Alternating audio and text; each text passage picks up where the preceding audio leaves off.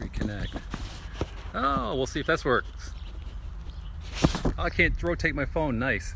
We're trying to practice safe social distancing. Hi, my name is Aaron with Rundy Auto Group of Manchester, and I'm with Taylor of Rundy Auto Group of Manchester as well.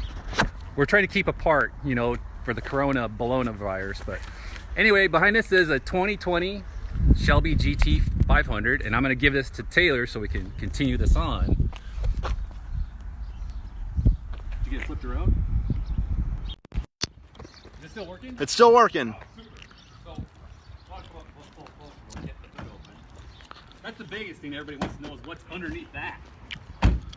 So to open the hood on this, you have the interior lever, and then you have these two push pins. And then of course the hood catch. Oh. And we're having internet issues.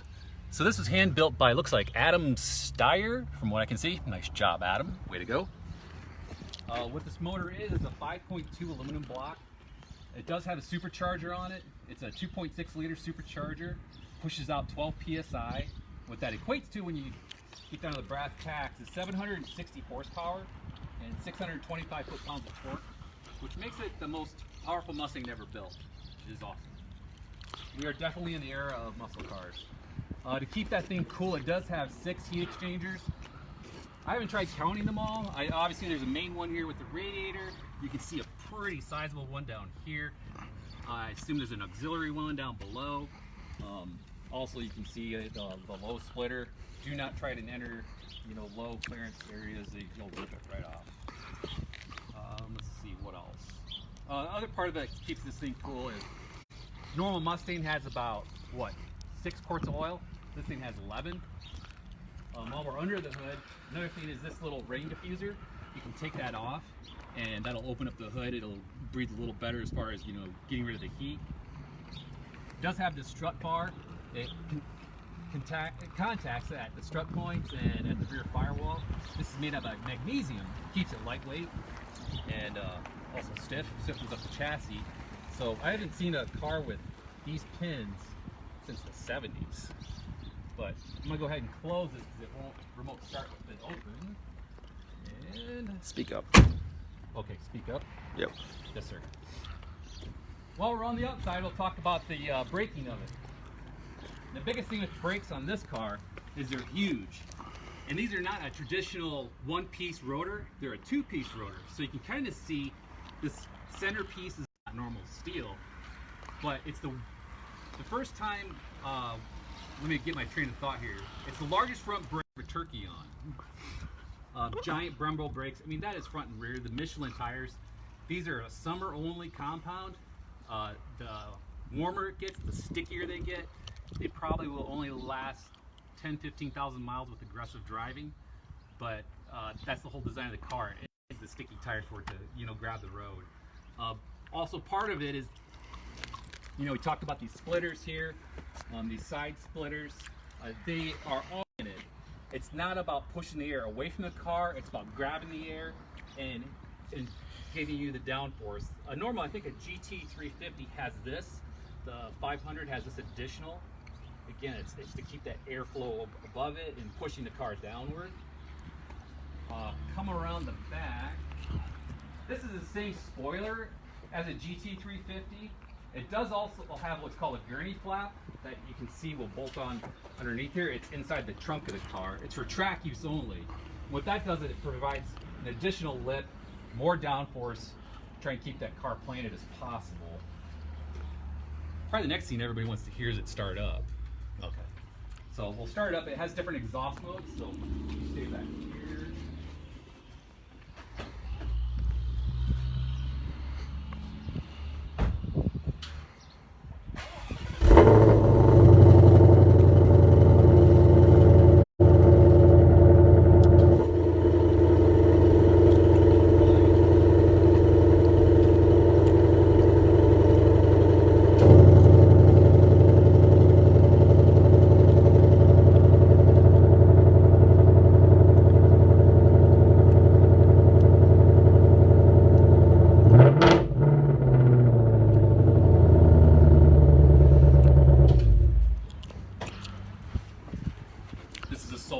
we're not going to do anything more than that or drive it.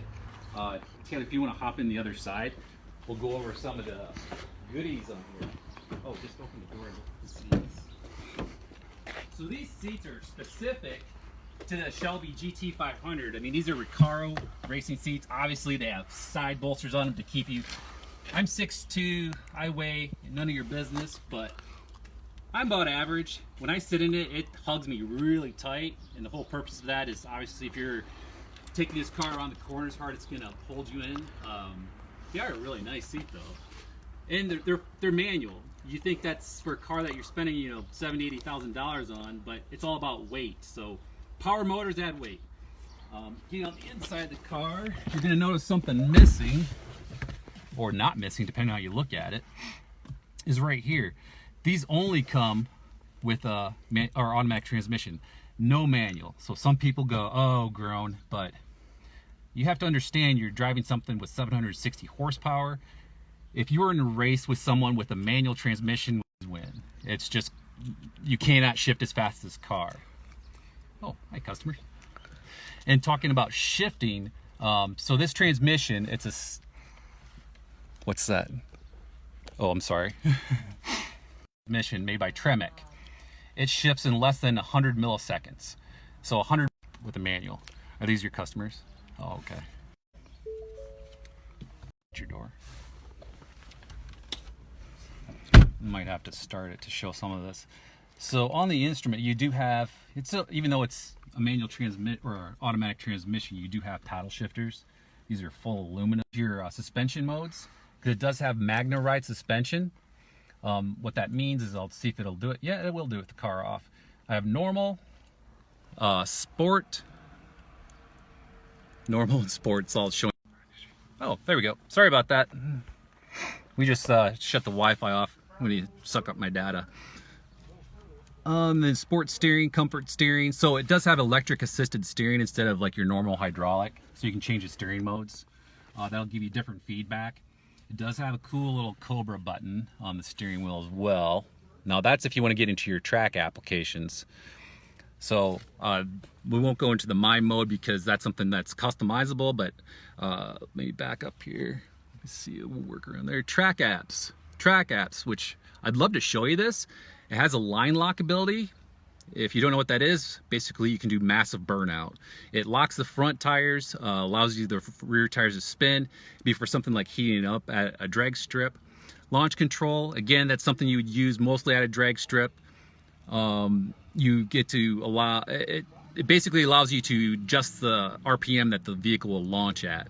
Acceleration timer, brake performance, lap timer, has a lot of things for keeping track of what you're doing.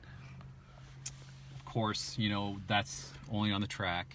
But down here, this is, you can get into all this. There's a lot of stuff you can customize with it, but down here's your main switches where you're looking at when I talk about the modes. So this mode switch will switch between the normal, the sport, even wet and slippery conditions, as well as track and drag. What's really unique about it, well, it's going to shut me off for being here too long, but is what it does to the gauges as well. So these modes change the way the steering is. It changes the way the car shifts. It changes the suspension. Changes everything about the car. So let me get through these warnings. If you look, can you get a good view of the gauges? Sorry for it being so light out. So if you watch the gauges closely, I think I'll have to turn the car on for this, but there, right now it's in track mode, but I'm gonna try and flip it backwards to, there we go, normal. So your normal mode, you have attack on the left, and then on the right hand side, you have your miles per hour, pretty much your everyday use. Feeling a little spunky, you can throw it up into sport mode. Now what you can see it does, it changes the tack, so that's kind of like a primary thing. You still have your speedometer on the right, but the tack is way more visible. When you flip it up into full track use, see the owner's manual, sure, of course, is the RPM gauge, the tack becomes the primary. Who cares about the miles per hour when you're going on down the track? You're just concerned about over revving the engine.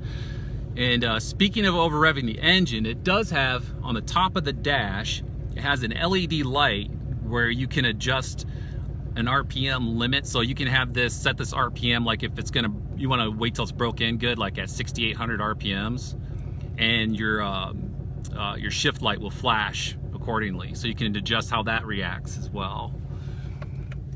Other than that, it does have all the good creature comforts, like it has navigation.